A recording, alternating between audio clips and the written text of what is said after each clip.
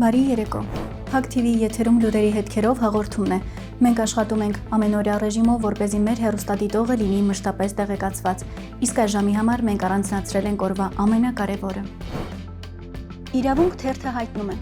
Լև գրուպ փաստաբանական ընկերության ղեկավար, աղմկահարույց գործերով հայտնի փաստաբան Լևոն Բաղդասարյանը ուշագրավ հայտարարությամբ է հանդես եկել։ Ավարտվեցին Էջմիածին խոշորացված համայնքում ՏԻՄ ընտրությունները։ Սարերի հետևում չեն համապետական ընտրությունները։ Այն ինչ տիրում է քաղաքական դաշտում, որն ուղղակի-անուղղակի ազդեցություն է թողնում հասարակության մեջ, մեղմ ասած անթույլատրելի է։ Արդյոք անհատի ամբիցիան կամ կուսակցական շահը այդքան գերակա է, որ միմյանց ստորացնելու, թաղելու նման գերակտիվությունը գիտակցելով հանդերձ, որ խարխլում է պետության հիմքերը, դարձել է օրախնդիր։ Աթոռի կռիվ մի տվեք, հողի կռիվ տվեք, որ աթոռը դնելու տեղ ունենաք։ Ստորև ներկայացվող հոդվածը պետք է մտորելու տեղիք տա առաջին իշխանությանը, երկրորդը քաղաքական, հասարակական կառույցներին, այդ թվում չորրորդ իշխանությանը։ Անձի եւ հասարակության առողջ զարգացման հիմքում ընկած են 4 հիմնական արժեքներ՝ փոխադարձ հարգանք, սեր, հանդուրժողականություն եւ ներողամտություն։ Այս արժեքները չեն հանդիսանում միայն բարոյական պարտականություն, դրանք անհրաժեշտ պայմաններ են համատեղ կյանքի, խաղաղության, համերաշխության եւ արդարության համար։ Փոխադարձ հարգանքը յուրաքանչյուր հարաբերության անկյունակարն է։ Այն ենթադրում է ընդունել մյուսի արժանապատվությունն ու իրավունքները, չդատել, չնվաստացնել եւ չվիրավորել, գնահատել անհատի տեսակետը, սահման պահել ու սահմանից դուրս չգալ։ Հարգանքը մարդուն դարձնում է անձնավորություն, ոչ թե միջոց եւ գործիք։ Սերը ոչ միայն զգացում է, այլ նաև պատասխանատվություն։ Սերը միավորում է մարդկանց, խթանում է բարությունը եւ հոգատարությունը, ուժ է տալիս հաղթահարելու դժվարությունները, բերում է ներքին խաղաղություն եւ վստահություն։ Սերը սկսվում է յուրաքանչյուրից եւ տարածվում է մերձավորների շրջապատի վրա։ Հանդուրժողականությունը նշանակում է հասկանալ, որ մարդիկ տարբեր են, տեսակետները, հավատալիքները, կենսակերպը չեն կարող լինել մեկ գույնով։ Բազմազանությունը ուժ է, ոչ թե վտանգ։ Հանդուրժողականությունը կոնֆլիկտները նվազեցնող, խաղաղությունը ամրապնդող եւ հասարակական հաշտության հիմք դարձնող արժեք է։ Ներելը չի նշանակում մոռանալ կամ արդարացնել։ Ներելը նշանակում է ազատվել քինախնդրությունից, ատելությունից եւ ներքին ծանրությունից։ Ներողամտությունը բարձրագույն հոգեվոր ուժ է, որը բացում է փոխըմբռնման, վերականգնման եւ նոր լուսավոր ճանապարհը։ Այդ 4 արժեքների միասնությունը ձևավորում է այն միջավայրը, որտեղ մարդը պաշտպանված է, հարաբերությունները կայուն են, հասարակությունը անվտանգ, ապագան կառուցողական։ Փոխադարձ հարգանքն անկյունակարն է, սերը հանդուրժողականությունը, կամուրջ, ներողամտությունը ուժ։ Եվ միայն միասին դրանք ստեղծում են լիարժեք եւ ներդաշնակ հասարակություն, որի կրողն ու պատասխանատուն իշխանությունն է։ Հայտարել է Լև գրուպ փաստաբանական ընկերության ղեկավար, աղմկահարույց գործերով հայտնի փաստաբան Լևոն Բաղդասարյանը նշելով, որ պետք չէ այս հոդվածը քաղաքականացնել։ 7 օր տևած որոնումներից հետո Ծափատաղ բնակավայրի հարակից դաշտամիջյան հատվածում սպանված հայտնաբերված 3-ամյա Տիգրանի եղբայրներից մեկը դեպքի օրը նույնպես վնասվածքներ է ստացել դեմքի հատվածում։ Հիշեցնենք, որ 3-ամյա Տիգրանը դեպքի օրը մինչև կորելը եղել է եղբայրներից մեկի հետ, որը վերադարձել է տուն, իսկ Տիգրանը ոչ։ Տիգրանի հենց այդ եղբայրն է վնասվածքներով տուն եկել։ Երեխայի դեմքին այրվածքների հետքեր են եղել։ Այս տեղեկությունը զանգվածային լրատվական միջոցների հետ զրույցում հաստատել է Ծափատաղ վարչական շրջանի ղեկավար Դավիթ Գզողյանը։ Նա ասել է, որ երեխայի դեմքին վերքեր են եղել, այլ տեղեկություններ չկան։ Ըստ Գզողյանի ընտանիքի անդամները ասել են, որ վերքերը երեխան ընկնելու հետևանքով է ստացել։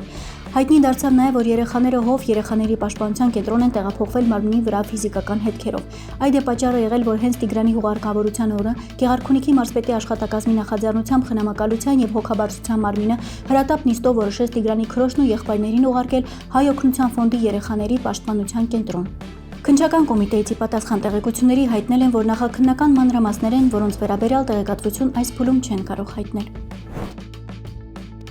Թուրքիան կշարունակի լինել Ադրբեջանի կողքին եւ վշտի եւ ուրախության մեջ, հետևելով մեկ ազգ երկու պետություն սկզբունքին։ Նման հայտարարություն է արել Թուրքիայի նախագահ Թայիպ Էրդողանը։ Նա հավելել է, որ Անկարան շարունակելու է կատարել իր պարտավորությունները, որոնք ուղղված են Հարավային Կովկասի կայունության ապահովման ու զարգացմանը։ Նրա խոսքով Թուրքիան մտադիր է շարունակել մասնակցությունը տարածաշրջանի անվտանգության եւ տնտեսական ամրապնդման վրա ազդող գործընթացներին։ Դոկ կուսակցությունը հայտարարություն է տարածել անդրադառնալով կուսակցության կազմակերպած ֆլեշմոբին, որին միացել էին տասնյակ հազարավոր քաղաքացիներ։ Չնայած այն բանին, որ Վարդան Ղուկասյանը նախապես նշել էր, մեր ֆլեշմոբը տևելու է 72 ժամ, այնուամենայնիվ ձեր անսպառ ակտիվությունը եւ շարունակվող մասնակցությունը մեզ պարտավորեցնում են երկարացնել նախաձեռնության ընթացքը։ Մեր հասցեին օրեցօր նոր տեսանյութեր են ստացվում եւ դրանցից յուրաքանչյուրը արժեքավոր է մեր համատեղ գործի համար։ Երբ խոսք Արարատի եւ մեր հայրենիքի մասին է, ժողովուրդը չի կարող լռել։ Ձեր բարձրացված ձայնը մեր միասնականության եւ վճռականության ամենահզոր ապացույցն է։ Ուստի հայտնում ենք, որ ֆլեշմոբը շարունակում է գործել եւ բոլոր ցանկացողները կարող են իրենց տեսանյութերը ուղարկել մեր լրատվական հարթակին։ Շնորհակալ ենք ձեր միասնության, ակտիվ մասնակցության եւ հայրենասիրական հոգու համար։ Վաղաշաբաթում անցկացվեցին թիմ ընտրություններ։ Հաղթանակ տարավ քաղաքացիական պայմանագիր կուսակցությունը 15298 ձայնով։ Հաղթանակ կուսակցությունների դաշինքը ստացավ 10051 ձայն, համահայկական ճակատը 295, Հանրապետությունը 1241, Մայր Հայաստանը 1692, Ազատ դեմոկրատները 1177, Ժառանգությունը 440, Հայրենի կուսակցությունը 1193 ձայն։ Նշենք, ընտրությունները անցել են բավականին լարված, դիտորդական առաքելությունները ահազանգել են ընտրախախտումների մասին, դրանք ուղեկցվել են հոսանքազրկումներով, անձանց անհատական միջամտությամբ։ Վարչապետ Նիկոլ Փաշինյանն էլ իր հերթին արձանագրումներ արել վաղաշաբաթի ընտրությունների մասին, անոնսելով, թե Հայաստանի Հանրապետության ժողովուրդը հաղթելու է նաև 2026 թվականի խորհրդարանական ընտրություններում։ Նշենք, Հայաստանի կենտրոնական ընտրական հանձնաժողովի տվյալներով 69866 անձանցից քվեարկությանը մասնակցել է 31527 մարդ կամ 45.12%։ Քաղաքացիական պայմանագրի կողմից էլ առաջադրված Արգիշտի Մեխակյանը նշել է, թե ժողովրդի շնորհիվ հնարավոր դարձավ հասնել այդ իր խոսքով կարևոր հաղթանակին։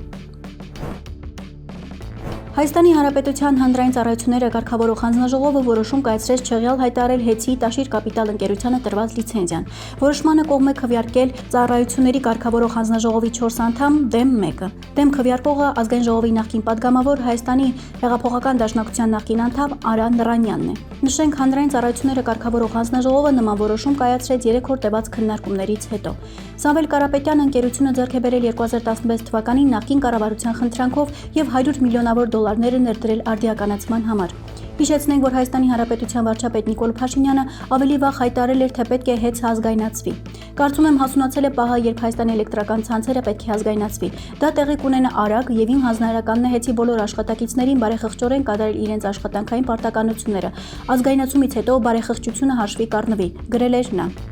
Հիշեցնենք, դեռ հունիսի 18-ին իրավապահները ձերբակալեցին, իսկ դատարանը հետո կալանավորեց խոշոր գործարար Տաշիր ընկերությունների խմբի ղեկավար Սամվել Կարապետյանին սահմանադրական կարգի տապալման կոչի մեղադրանքով, ինչին նախորդել էր Կարապետյանի աջակցությունը հայ առաքելական եկեղեցուն։ Կարապետյանի ձերբակալությանը նախորդել էր վարչապետ Նիկոլ Փաշինյանի գրառումները նրա հասցեին։ Հիշեցնենք, Սամվել Կարապետյանն ու իր ընտանիքը օգոստոսի 11-ին պաշտոնապես միջազգային արբիտրաժային վարույթ են նախաձեռնել Հայաստանի Հանրապետության դեմ ՀԵՑ-ի սեփականազրկման գործով պատասխանատվության ենթարկելու համար։ Կարապետյանների ընտանիքը պետությունից պահանջում է 500 միլիոն դոլար հատուցում հասցված, ինչպես նաև սպասվող վնասների համար։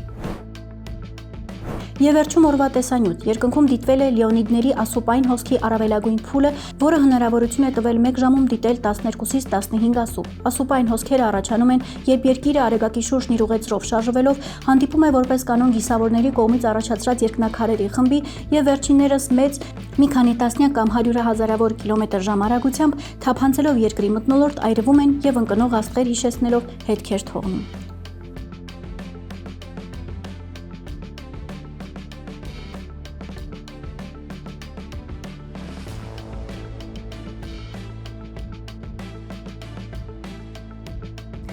Այսօրվա համար այսքանը։ Շարունակեք մնալ Փակ TV-ի հետ, լուրերի հետքերով եւ մի մոռացեք բաժանորդագրվել մեր YouTube-յան ալիքին, որտեղ մեր հեռուստադիտողին սպասում է օրվա ամենաբացառիկն ու կարևորը։